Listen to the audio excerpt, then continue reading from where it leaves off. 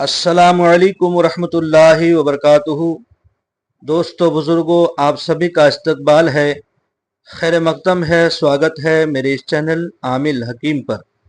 आप लोगों से गुजारिश है कि आप लोग मेरे इस वीडियो में शुरू से आखिर तक बने रहिए। आपको मैं बेहतरीन खिताब यानी बेहतरीन बयान, बेहतरीन तकरीर सुनवाने जा रहा हूँ। मुफ्ती हम्माद रज़ा साहब का बेहतरीन बयान। आप लोग इस बयान को सुनेंगे तो इंशाअल्लाह मुझे उम्मीद है कि आपका ईमान ताज़ा हो जाएगा, आपका दिल बाग बाग हो जाएगा। आप लोग मेरे इस वीडियो को लाइक कमेंट शेयर कीजिए और मेरे इस चैनल आमिल हकीम को सब्सक्राइब ज़रूर कीजिए। लीजिए सुनिए मुफ्ती हम्माद रज़ा साहब को। मालिक अगर आज ये चला गया, कयामत तक कोई तरह बेटी की इज्जत के लिए खड़ा नहीं होगा।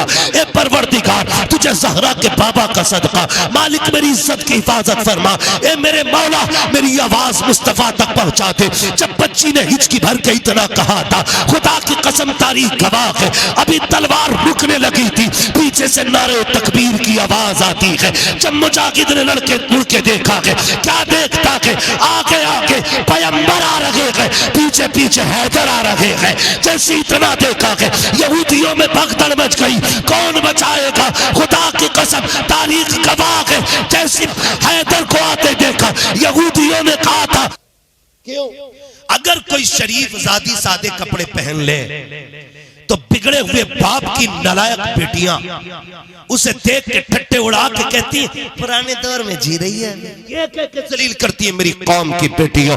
तुम्हें क्या पता है आज इस पे हंस रही हो, जिसके हया वाले लिबास पे तुम्हें हंसी आ रही है ना, मरने के बाद अल्लाह एक एक दांत तोड़ेगा और कोई बचाने वाला नसीब नहीं होगा। आज जिसकी शराफत के लिबास पे ठट्टे उड़ा रही हो, कल जब फरिश्ते इसी के एहतराम में आएंगे और इसी की इज्जतों की चादरें उड़ाई जाएंगी, इसी को इज्जतों के ताज पहनाए जाएंगे, तब तुम्हें पता चलेगा कि पुरानी सोच किसकी थी, उम्दा सोच किसकी थी, घटिया सोच किसकी थी, बेहतर सोच किसकी थी। खुदा के वास्ते मजाक ना उड़ाना, पूरी दुनिया में ऐलान करके बता दो, फैशन कुछ भी हो, हमारी बेटियों को वो लिबास पसंद होगा जो खुदा की भी पसंद होगा, मुस्तफा की भी पसंद। करेंगे इंशाअल्लाह ऐसा। सबसे पहला काम करो, लिबास पर पाबंदी लगाओ। और ये मत सोचिए बरेली से शुरू होगा काम तो हम करेंगे। मैं कहता हूं खुद ऐसे हो जाओ। डॉक्टर इकबाल ने कहा था खुद ही को कर बुलंद इतना कि हर तकदीर से पहले खुदा बंदे से खुद पूछे बता तेरी रजा क्या है। जरूरी तो नहीं है यार कि फला शहर से शुरू होगा फला लोग करेंगे तो हम, अभी तो वो कर ही नहीं रहे ना। मैं कहता हूं क्या नाम है इस गांव का, शिकारपुर चौधरी वालों, इब्तदा तुम कर दो, ऐलान कर दो, आज के बाद किसी की बेटी ऐसा लिबास नहीं पहनेगी जिसमें जिस्म का पर्दा ना हो। ऐलान कर दो, खुदा की कसम इब्तदा तुम करोगे, यह हवा पूरे हिंदुस्तान में चलती नजर आएगी। यह आपकी जिम्मेदारी बनती है। जलसा भले 5 साल में एक करना, लेकिन अमल एक पे करना शुरू कर दो, लाजिम कर दो। और अगर कोई ये कहे कौन बांधे बिल्ली के गले में घंटी, ये करोगे ना फिर काम नहीं होगा। अगर ये मुश्किल है तो फिर एक काम करें, कोई ऐसा है जो इस महफिल में बेगैरत बैठा हो? सारे गैरत वाले भाई है ना, जितने गैरत वाले हाथ उठा के बताएं जरा। सलामत रहे, सलामत रहे, अल्लाह गैरत बरकरार रखे। हर भाई ये फैसला कर ले कि मैं अपनी बहन को बेगैरती वाले कपड़े नहीं पहनने दूंगा।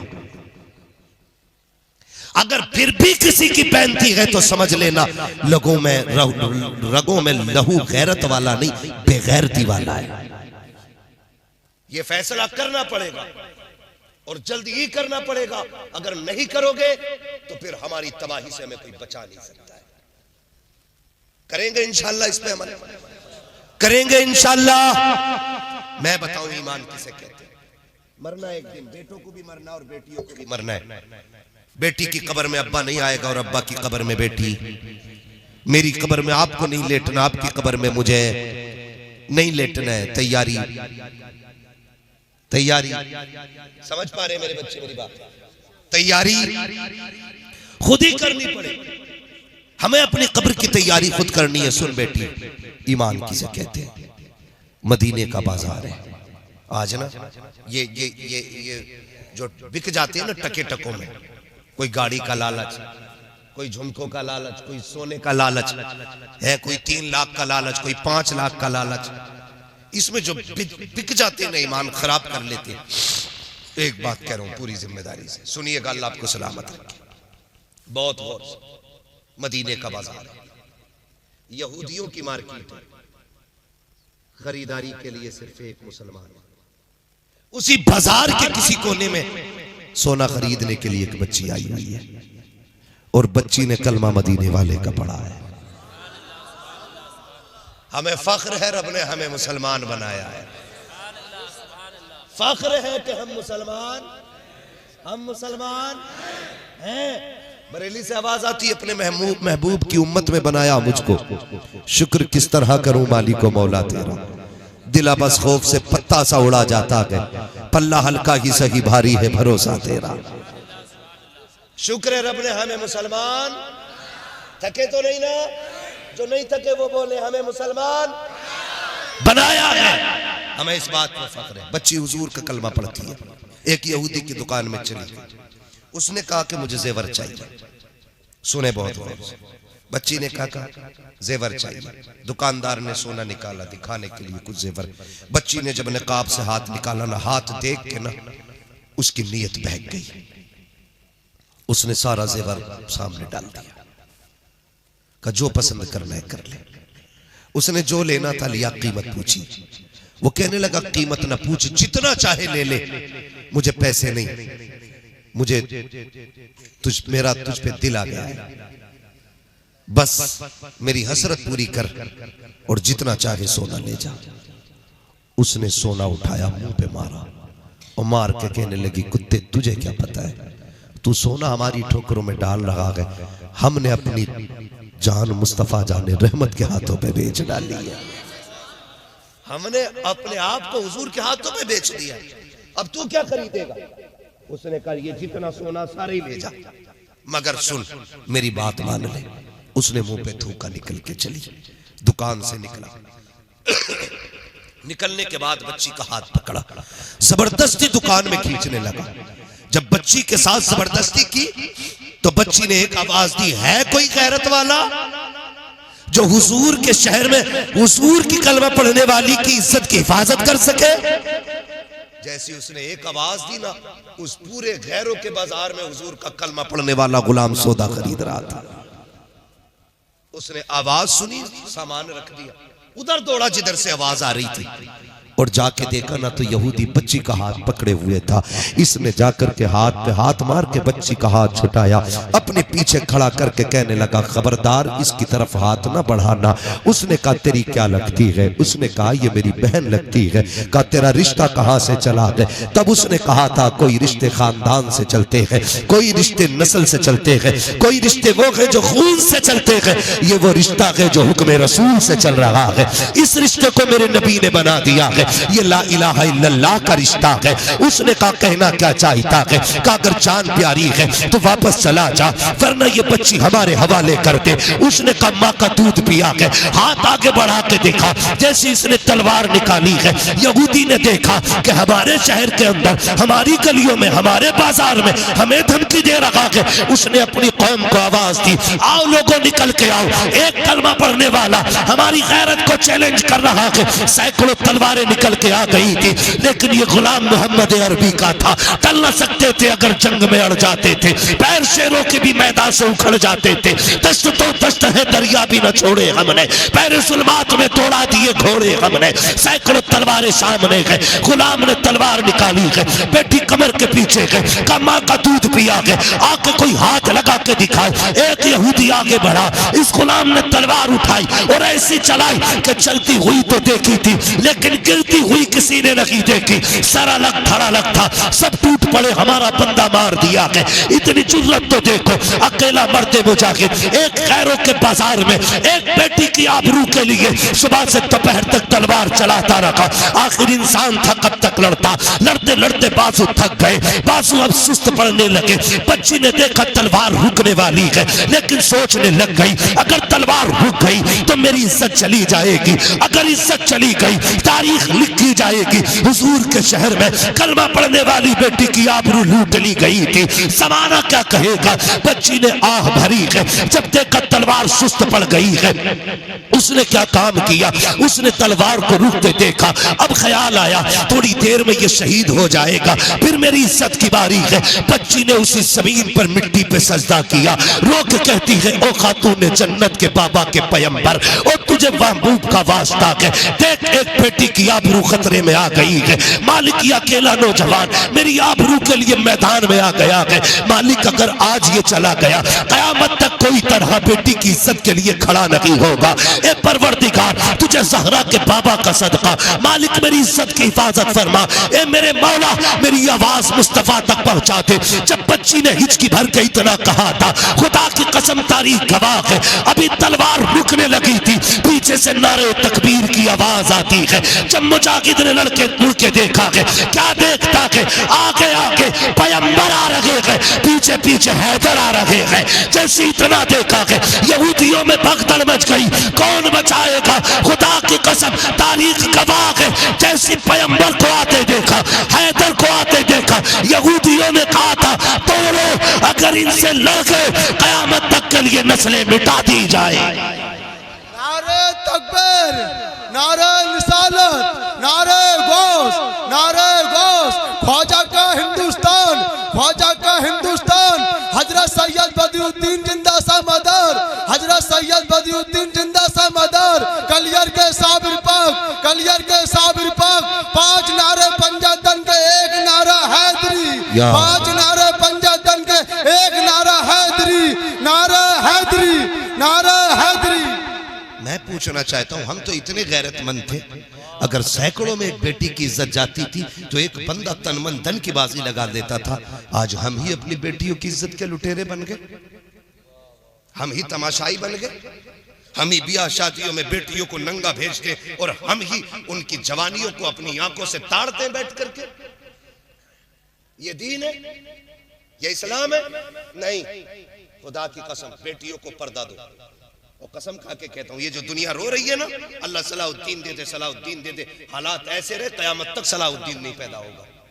सिर्फ बेटियों को हया दे दो, पर्दा दे दो, मुस्तफा जाने रहमत की बेटी वाली जिंदगी दे दो, हाथ ना भी उठेंगे इन्हीं की गोद से सलाहुद्दीन यूं भी पैदा हो जाएगा।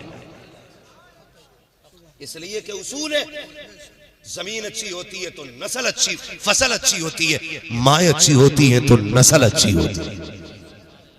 बच्चों के किरदार में माँ का बहुत अहम किरदार होता है। मुझे बात याद आ गई बाबा फरीदगंज शक्कर की। माजरत चाहूंगा, लोगों की फरमाइशें कई सारी थी और अपने अपने लोगों ने वाकयात रखे थे। मेरे बच्चों, अगर मैं ना कर सकूं किसी का वाकया बयान, नाराज ना होइएगा, इंशाल्लाह कभी जिंदगी रहेगी और फिर कभी आपकी फरमाइशें पूरी कर लूंगा मैं।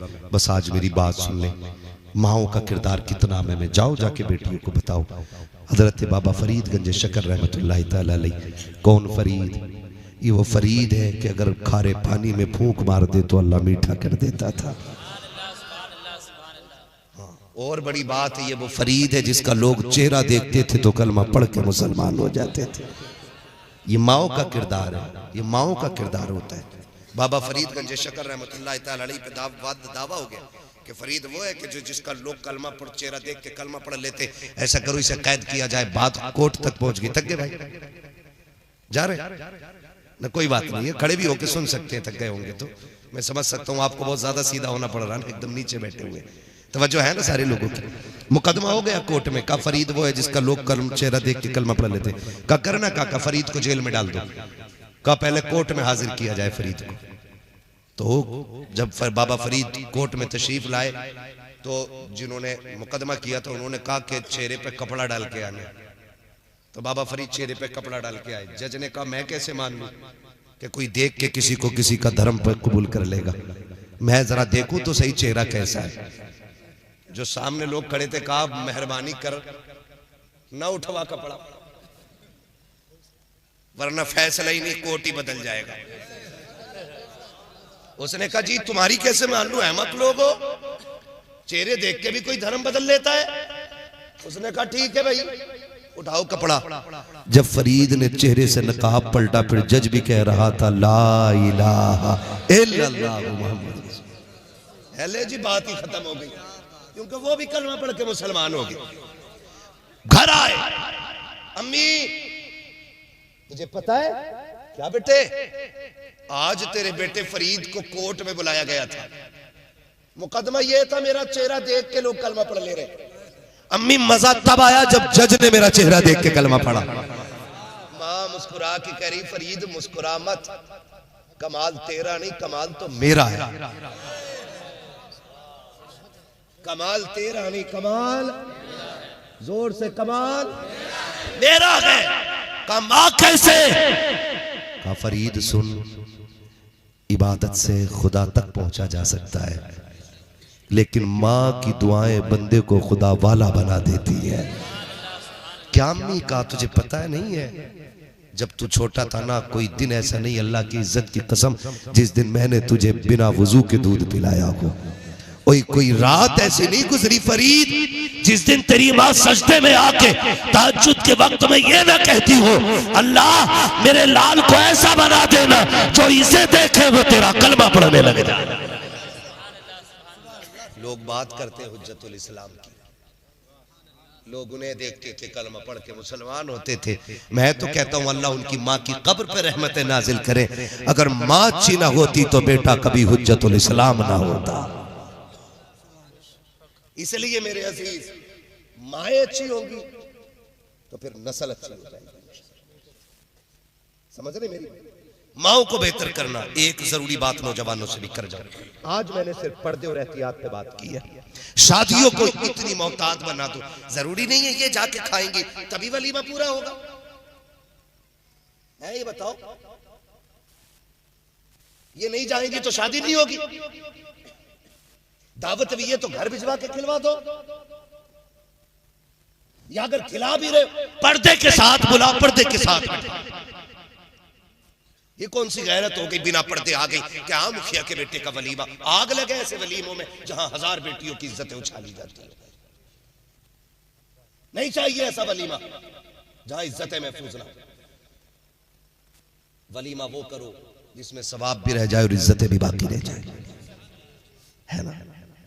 हुजूर ने फरमाया सबसे बुरी दावत है उस वलीमे की जिस वलीमे में गरीब ना, बुरा खाना जिसमें गरीब ना। आज गरीब की दावत नहीं, सारे अमीरों की दावत होती है। क्यों? जिनने बकरा खिलाया वही बकरा खाने आएगा, जिनने मुर्गा खिलाया वही मुर्गा खाने आएगा, जिसने बेचारे ने नहीं खिलाया वो गरीब तो आएगा ही। तो ये कंडीशन से मेरे अजीज वलीमे ऐसे कर लो कि जिससे खुदा भी राजी हो जाए और मुस्तफा भी राजी हो जाए। नौजवानों से आखिरी बात कर जाऊं, सुन लेंगे ना भी सुनेंगे तो थोप के जाऊंगा, क्योंकि लाजिम है मुझ पे आपसे चंद बातें कर जाऊं। मुझे एक बात बताओ, बुरा ना मानना, कड़वी बातें, कभी आईने के आगे खड़ा होना और इतना आईना हो कि सर से लेकर पैर तक तुम्हें दिखाए, फिर अपने ऊपर सर से लेकर पैर तक नजर डालना, फिर देखना तेरा कितना जाहिर हुजूर की पसंद के मुताबिक है और कितना हुजूर की पसंद के खिलाफ है। बस इतना देखना। हुजूर हमारी कब्र में आएंगे, यह अहले सुन्नत का अकीदा है। आला हज़रत क्या फरमाते हैं, कब्र में लहराएंगे ताहशर चश्मे नूर के, जलवा फरमा होगी जब तलात रसूलुल्लाह की, है कि नहीं। हुजूर हमारी कब्र में तशरीफ लाएंगे, बोले इंशाअल्लाह, सारे बोले इंशाअल्लाह। अरे कोई वहां भी तो नहीं बैठा है, अरे ना चचा आ जा दाएं बाएं से, बैठा भी हो तो भगाना मत, यहां 2 नंबर का माली नहीं, यहां सारा ही 1 नंबर का। बातें सुन, जलसा खत्म होने से पहले भाभी को भी कहना पड़ेगा मैं मुजरिम हुआ का मुझे साथ ले लो, के रस्ते में है जा बजा। थाने वाले मसला के आला हजरत ऐसा है ही नहीं जो कोई उंगली रख सके, वो तो कुछ जाहिल, कुछ गवारों, कुछ बदतमीजों की वजह से बदनाम हो गया। सही बता रहा हूं हजरत ही, कुछ गवारों की वजह से, अंधभक्तों की वजह से बदनाम है मसला के आला। उधरी नहीं है अंधभक्त, हाँ पीड़ देखा, सजदे में गिर गए उसके आगे। सजदा किसके लिए? सारे बोले किसके लिए? किसके लिए? सिर्फ अल्लाह के। महबूब क्या कहते हैं? आका फरमाते अगर खुदा के अलावा किसी को सजदे की इजाजत होती, यहाँ पीर का जिक्र नहीं, अबू बकर का जिक्र नहीं, अपना जिक्र नहीं, उमर का जिक्र नहीं, अहले बैत का जिक्र नहीं। आका कहते अगर खुदा के बाद किसी को सजदे की इजाजत होती तो मैं औरतों को हुक्म देता कि वो शोहर को सजदा किया।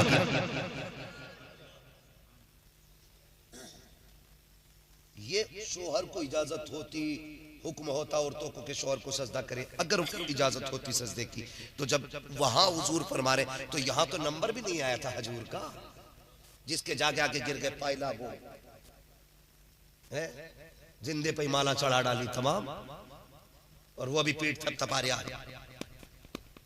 बेटे तू हल्के मार रहा, फरिश्ते इससे ज्यादा लठ मारेंगे तेरे। है किस हवा में? इस्लाम है, लावारिस दीन नहीं है। इस्लाम वो है जिसका वारिस आज भी गुंबद खतरा में मौजूद है। इसे लावारिस न समझना। इसके पहरेदार को हैदर कहा जाता है, इसके निगहबान को उस्मान गनी कहा जाता है, इसके पहरेदार को फारूक आजम कहा जाता है, इसकी सरहदों पे पहरे देने वाले को अबू बकर सिद्दीक कहा जाता है। ये लावारिस नहीं है, तेरे जैसा लुटिया चोर लूट के चला जाएगा इस्लाम। जब इस्लाम में सजदा नहीं तो सजदा ये गवार करते और करवाते है ना, पूरा छप्पर पहने लगते अंगूठियों का, पूरा बिसात खाना। कर्रा मुरीद मिल गया तो उसमें से ही बेच ली। अजमेर से लाया था 51,000 दे दे, तू ले ले। कहा ये बगदाद वाले से लाया था, ये कलियर वाले से लाया हूं, हाँ ये वारिस पाक से लाया हूं, ये मदारे पाक से लाया हूं। सारे बुजुर्गों के नाम बता के बेचता रहे। एक पहन, वो भी एक नक्की। इस्लाम है, तेरे बाप की लिखी हुई कहानी नहीं है। जैसा चाहेगा इसे मोड़ के चला लेगा। इसके लिए अहले बैत का खून लगा है। तबीयत घुसेड़ रहा था यजीद, खानदान दे के हुसैन ने दीन को साफ बचा लिया है। यह है दीन। हाँ तबीयत का ही तो मसला था। बस चंद बातें आपसे, तो इन लोगों की वजह से मसला क्या हालत बदला हुआ, इन लोगों की वजह से, वरना हमारा मसला बड़ा साफ मसला है। ठीक है ना। कुछ जगह मैं आपसे हाथ जोड़ के कहता हूँ, देखिए अगर आप किसी मजार के तवाफ करेंगे या किसी पीर को सजदा करेंगे, ना मुझे कुछ मिलने वाला है ना मेरा कुछ जाने वाला है। अगर हुजूर का एक उम्मती जहन्नम से बच के जन्नत में चला गया तो फिर हमारा क्या नुकसान है। हम तो यही सोच के बात कर रहे हैं ना, दीन समझे दीन। पीर का रद्द नहीं किया इस्लाम ने। ये तरीके जो है ये गलत है, तरीके गलत है। नबी शान वाले अगर कोई उन्हें पूजने लगे तो वो बेईमान हो गए। इबादत सिर्फ अल्लाह की। किसकी है? जोर से इबादत अल्लाह की। ठीक है ना। तो हमें खड़ा करना है अपने आप को आईने के आगे, सर से लेकर पैर तक देखना है। हमें ये देखना है कि हम कितने हुजूर के फरमान के मुताबिक हैं और कितने फरमान के खिलाफ हैं। पहले पैर से देखना, पजामा है कि पैंट है, तहबंद है या क्या पहन रखा है। फिर शर्ट पे आना, कुर्ता देखना, फिर गला देखना, टाई तो नहीं लगी है। फिर चेहरे पे आना, दाढ़ी है कि नहीं, हुजूर की सुन्नत चेहरे पे है कि नहीं। अगर नहीं है ना तो फिर डर हुजूर आए और चेहरा फेर ले कब्र में, कोई बचाने नहीं आएगा। मुफ्ती आजम हिंद सरकार के बारे में मशहूर है कि जिसकी दाढ़ी नहीं होती थी उसकी तरफ आप चेहरा नहीं करते थे। ये शान थी। अगर मुफ्ती आजम को इतनी नफरत है बेदाढ़ी वाले से, फिर रसूल आजम को कितनी नफरत होगी। हम क्या कर रहे हैं नौजवानों, कोई पता है जिंदगी का यार? चलो तुम गारंटी दो कि भाई 100 साल जिएगा फिर मेरी दाढ़ी मूलो, और अगर गारंटी नहीं है ना एक लम्हे की भी, तो फिर दाढ़ियां रखना। दे सकता है कोई गारंटी में 100 साल जीऊंगा? बोले सारे नहीं दे सकता ना। मौत का कुछ पता नहीं। अभी हादसा हुआ, एक्सीडेंट, कल की बात, 3 लोग मारे गए, तीनों नौजवान थे, दाढ़ियां नीचे। किस मुंह से कब्र में जाएंगे हुजूर के पास? खुद सोचो, अगर हम कब्र में पहुंचे और चेहरे पे दाढ़ी ना हो, हुजूर चेहरा फेर ले, फिर क्या बनेगा? अगर वो चेहरा फेर ले जो कायनात की उम्मीद है, तो फिर उम्मीदों के दरवाजे बंद हो जाते हैं। दाढ़ियां रख लो चेहरों पे, दाढ़ियां अजीब तमाशा बना रखा। अब तो जनाब फैशन चल रहे, ऐसा सींग बना रहा है इसमें, ऐसा लगता जमे ही नहीं थे बाल, पता नहीं कैसे साफ करा था। एक का देखा ना यहां से कट लगा हुआ था, मैंने कहा शायद तबल लग गया होगा बचपन में, गौर से देखा तो कट ही लगा था। ये ऐसे कट मारो, ऐसे कट मारो, डिजाइन एक का बिच्छू बना हुआ, कुछ कपड़े बने हुए, छिपकलियां बनी हुई खोपड़ी में। अरे ये अजाब तो मिल रही है कब्र में यार, यहां भी सूरतें बनाए घूम रहे। आईने के आगे खड़ा कर, फिर पूछ अपने आप से, क्या हुजूर इस चेहरे से राजी नहीं? तुमने बीवियों के लिए, लड़कियों के लिए चेहरे सजाए, एक बार हुजूर के लिए चेहरा सजा के देखो। एक बार इस नियत से चेहरा सजा कि ये चेहरा मेरे महबूब को कैसा लगेगा। दाढ़ी रखो चेहरों पे, ये काट के छोटी रखने वाले, फ्रेंच कट रखने वाले, डिजाइनों की दाढ़ी रखने वालों, हाथ जोड़ के तुमसे कहता हूं खुदा के वास्ते, ये छोटी दाढ़ी रखना या मुंडा लेना ये बराबर हराम के दर्जे में आती है। 4 अंगुल की दाढ़ी रखो, मुश्त भर की दाढ़ियां। क्या तुमने नहीं देखा, पहले मुंडाने का फैशन चला, फिर कटाने का फैशन चला, अब फिर से बड़ी करने लग गए हैं। और यार बड़ी तो करनी ही है, फिर क्यों फैशन समझ के रख रहा है? सुन्नत समझ के रख ले, खुदा की कसम फैशन भी हो जाएगा, मुस्तफा की सुन्नत पे भी अमल हो जाएगा। रखेंगे दाढ़ी इंशाल्लाह, रखेंगे, बोले इंशाल्लाह। दाढ़ी रखने की कोशिश कीजिएगा। मैंने बुजुर्गों को फरमाते सुना, बंदा कफन में लिपट के जाए, चेहरे पे दाढ़ी हो, फरिश्ते आके जब हटाते कफन, दाढ़ी देख के हट के खड़ा हो जाता। दूसरा कहता सवाल न कर, उसने कहा रब से पूछ ले, करना है क्या? अब भी कहा क्यों? कहा इसके चेहरे की दाढ़ी बता रही है, हुजूर से प्यार करके आया है। जो सबसे मुश्किल घड़ी है उसमें इतनी बड़ी छूट, चेहरे की दाढ़ी काम आ गई है। इसमें कितना वजन है? 2-3 ग्राम सारे बालों में मुश्किल से होगा। पीर साहब ना 100 ग्राम का भी तावीज दे देना लटका लेता है, लटकाए फिर रहा तावीज, कह रहे आप बड़ा आराम है जब से तावीज बांधा। कसम खा के कहता हूं दाढ़ी रख, और जब मुश्किल में घिर जाए ना इन बालों को पकड़ और ऐसे हाथ में लेके कह मैं मौला तुझे तेरे महबूब की सुन्नत का वास्ता, मालिक मेरे बिगड़े काम बना दे। हाथ नीचे बाद में आएंगे, तकदीर के फैसले अर्शों से पहले कर दिए जाएंगे। लेने ही नहीं आया ना, ले नहीं, बड़ी बरकत इन 4 बालों की है। मुफ्ती आजम सरकार जब वुजू करते थे ना, तो पंजाबी पास में घर के रहता था, सारा पानी भर के ले जाता था, सारा पानी। कहा ये क्या? कहा मुफ्ती आजम की दाढ़ी के बालों का पानी है। कहा क्यों लेके जाते हो, क्यों लेके जाते हो? कहा लोग बीमार होते दवा लेने जाते, मेरे बच्चे बीमार होते मुफ्ती आजम की दाढ़ी का पानी पिला देता हूँ, खुदा शिफा दे देता।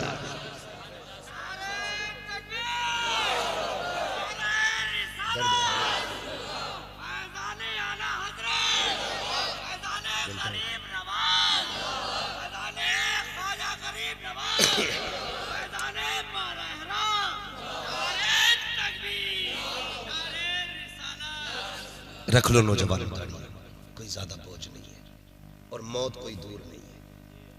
कब्रिस्तान बहुत करीब है, मौत सर पे खड़ी है। दाढ़ी के चंद बाल रख लो, मेरे लिए नहीं, इनके लिए नहीं, इनके लिए नहीं। रात को लेटना ना, मुझसे लोग कहते हैं हाथ उठवा लो, मैं नहीं उठवाता। मैं कहता हूँ हमारे सामने उठे तो क्या उठे, काश कभी ऐसा हो रात को 3 बजे तेरी आंख खुले और तेरा दिल मदीने वाले से लग जाए, उठ के मुसल्ले पे आए कि महबूब आज से तेरे लिए दाढ़ी रखूंगा। वो वादा जो होगा ना, देखना खुदा की कसम दिल बदल देगा, और दिल नहीं दुनिया बदल डालेगा। फिर तुझे लगेगा हुजूर ने तेरे लिए हाथ उठा के दुआ कर दी है। फरमाएगा जो हुजूर के लिए दाढ़ी रखता है ना, हुजूर गुंबद खजरा से उसके लिए दुआ फरमाया करते हैं। फिर लगेगा तुझे रात के 3 बजे हुजूर के मदीने से ठंडी हवाएं आई हैं जिन्होंने झोंका दिया है, और फिर तुम्हें समझना है। करेंगे इंशाअल्लाह, दाढ़ी रखेंगे। कई बार लोग कह देते हैं जी दाढ़ी रख लेते अभी ब्याह ना हुआ। एक भी दाढ़ी वाला इसलिए कुआरा नहीं मरा कि उसे किसी ने लड़की ना दी। अगर इसलिए कोई कुआरा मरता ना तो कोई दाढ़ी न रखता। दाढ़ी रखने का एक बड़ा फायदा कुआरों के लिए यह है, अगर शादी से पहले दाढ़ी रख लोगे ना तो तुम्हारे घर में शैतान की बच्ची नहीं आएगी, कनीज़े फातिमा ज़हरा आएगी।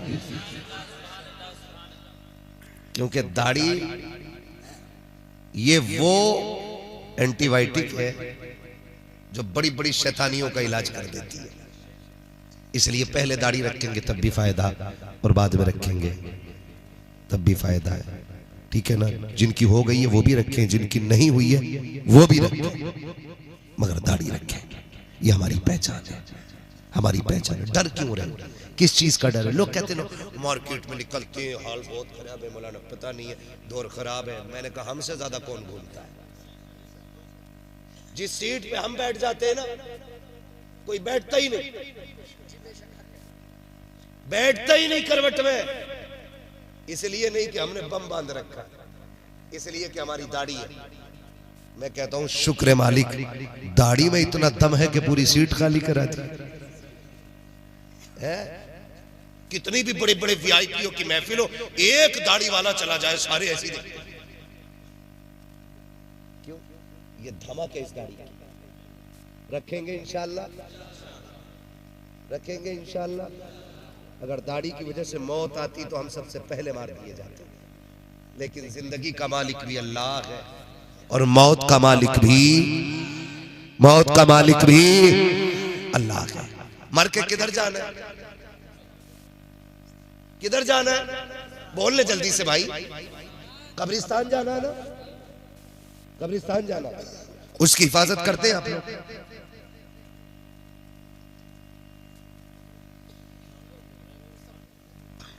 कदर है कब्रिस्तानों की? हमारे अक्सर कब्रिस्तानों के हालात ऐसे ही है। मैं ये तीसरी बात करने लगा। पहली बात मैंने पर्दे की, दूसरी बात नौजवानों मैंने दाढ़ी की है। आप दाढ़ी रख लें, इंशाअल्लाह इनकलाब आएगा। तीसरी बात करने लगा हूं कब्रिस्तान। पूरी तकरीर हाथों हाथ याद भी करा रहा। ठीक है, क्या करना है कब्रिस्तान? मैं ये कह रहा हूं अक्सर मुसलमानों के कब्रिस्तान का हाल ये है कि जितने भी बेरोजगार नौजवान लड़के हैं ना, वो सारे कब्रों पे जाके बैठ जाते हैं। कई जगह पे ताश खेलते हुए मैंने खुद देखे, कई जगह पे देखा है कि भैंसे लेके लोग कब्रिस्तान आ जाते हैं।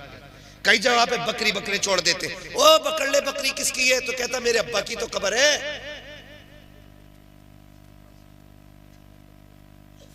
ये कंडीशन कब्रिस्तानों के हैं। अगर आप अपने कब्रिस्तानों का एहतराम नहीं करोगे तो कौन करेगा? आप सरकारों की भीख पे जिंदा हो। ये देंगे तब हम उनकी बाउंड्री करेंगे, ये देंगे तब हमारे कब्रिस्तानों की हिफाजत होगी। ये नहीं देंगे तो कुत्ते बिल्ले हमारे कब्रिस्तानों में घूमेंगे। हम शादियों में 10-10 लाख में आग लगाते, 3-3 लाख की आतिशबाजी कर लेते, तो क्यों ख्याल नहीं आता कि 10-10, 5-5 हजार देके कब्रिस्तान को ऐसा महफूज कर ले कि यहां पे या तो नेक लोग आया करें या सिर्फ खुदा के फरिश्ते आया करें। होना चाहिए कि नहीं? यहां पैसे वाले लोग रहते पैसे वाले है। कोई सबसे बड़ा पैसे वाला जो सबसे पहले उठ के कहे कब्रिस्तान की हिफाजत के लिए मेरी तरफ से ये सबसे पहला ऐलान है? क्या नाम है? माशाअल्लाह मोहम्मद तारिक भाई पंजतन की निस्बत से 5,000 देने का ऐलान कर रहे हैं। खुदा सलामत रखे। पंजतन की निस्बत से 5,000 आ गए। है कोई छठी की निस्बत से 6,000 वाला उठे? सलामत रहे। 11 करो। क्या बात है? बोले यार सुभान अल्लाह, क्या बात है, माशाअल्लाह। इंशाअल्लाह। क्या नाम है मेरे भाई आपका? रिजवान भाई 15,000 देने का वादा कर रहे हैं। सुभान अल्लाह। वो उसकी मर्जी, को झूठ भी तो बोल जा। बैठ जाओ। हाँ अब बैठ जाओ, बाकी काम हमारा, हमें जो क्या सलामत रहे। माशाअल्लाह मेरे भाई। अगर नहीं सुनो भाई, 20 ना लिखो, और से रजवी की निस्बत से लिखो जरा। 24 करा लो, 26 करा लो, 25 करा लो। क्या करा रहे हो? क्या बात है। इश्क मोहब्बत, इश्क मोहब्बत, और जोर से इश्क मोहब्बत, इश्क मोहब्बत। ये है देखो माशाअल्लाह। मैंने आला हजरत की निस्बत के उर्स रजवी की निस्बत से कहा, मेरे भाई ने कहा 26 का ऐलान कर दिया। ताजो शरिया, ताजो शरिया, माशाअल्लाह। 26 तक कहानी आ गई है। कोई जो इनसे भी ऊपर चले? आज जमीन